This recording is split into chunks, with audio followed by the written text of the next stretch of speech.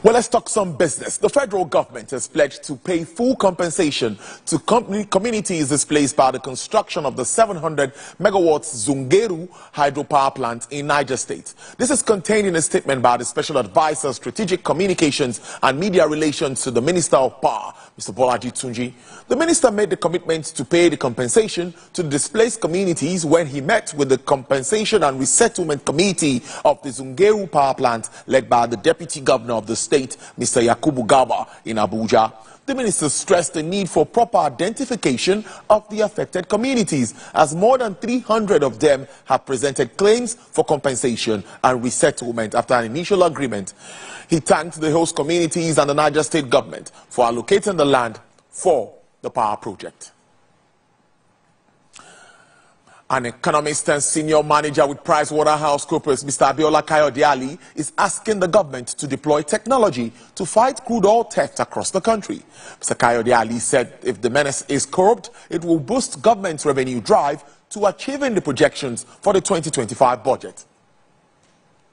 I think Nigeria needs to be careful with respect to how we spend monies borrowed, right? And how do we borrow? I know the government plans to borrow more locally compared to internationally, because given the devaluation of the naira and the current exchange rates, right, it won't augur well in our favor if we keep borrowing externally, right? So I think we need to look at the quality of our borrowing. So I think it's actually, in a nutshell, I think it's a good amount.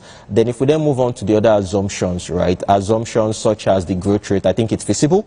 We are growing somewhere within the range of 3.4%. I think these are some of the projections that even international organizations expect in 2025. I think the MTF will have somewhere within the range of 4.6%, which is fair. If you look at the oil production, 2.06 million barrels per day. I would say we need to do a lot more when it comes to securing our pipelines, right? I think we need to do a lot more. There is too much news of oil theft and vandalism, right? I think we need to do a lot more in terms of adopting technology.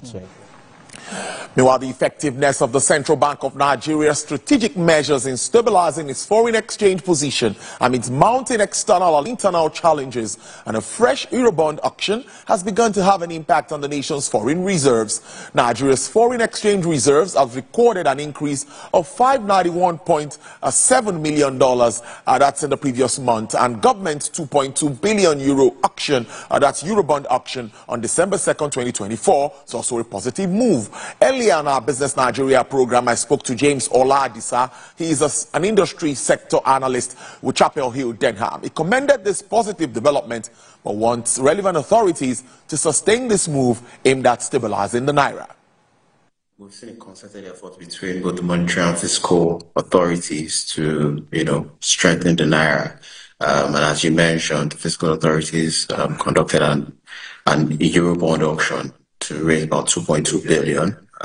And that has also, in a significant way improved the FX reserves of the country. And it just means that the central bank now has much more leeway to be able to meet our import needs as well as settle our external obligations. And these are positive for the country. And, it also means that the central bank is able to intervene in the market as needed. We've seen much more transparency with the adoption of the IFEM's structure in the FX market, and with the fact that we're seeing external reserves improve, this is sort of like a tailwind for the strengthening of the naira.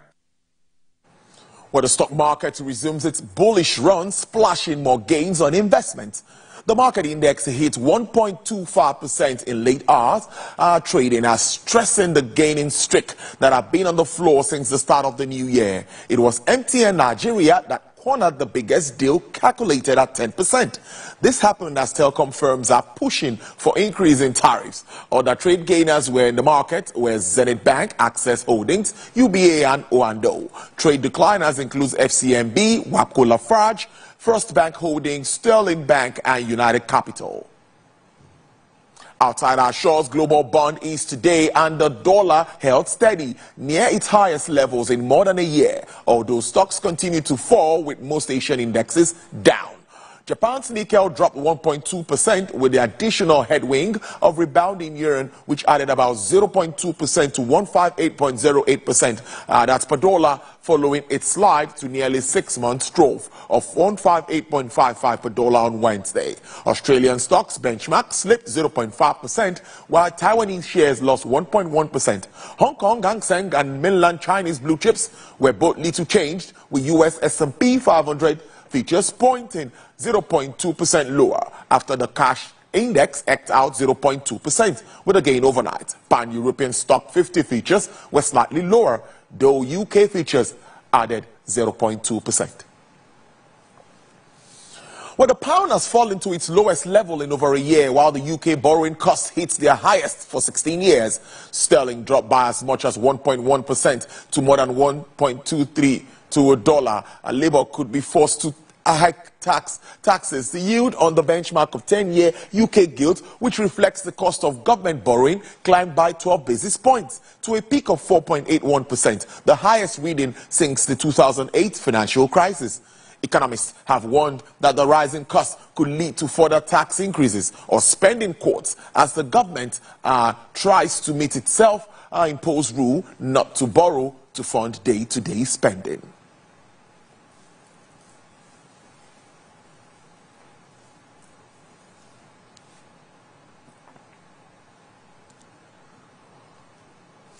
Well, crude oil prices were little changed today, with investors weighing firm winter fuel demand expectations against large build of fuel inventories in the United States, the world's biggest oil user, and macroeconomic concerns. U.S. West Texas Intermediate crude rose to sell for $73.36 per barrel, with an upward price margin of 0.46%. Brent experienced an upsurge of 0.12% to sell for $76.25 per barrel. Bonnie Light sells for $78.62 with a downward price review of 2.84%. And for the OPEC basket, crude oil dealers are offering $76.07 with a price decline of 0.14%. Well, that's this news. We'll take a break. We'll be back with football tonight. Stay with us.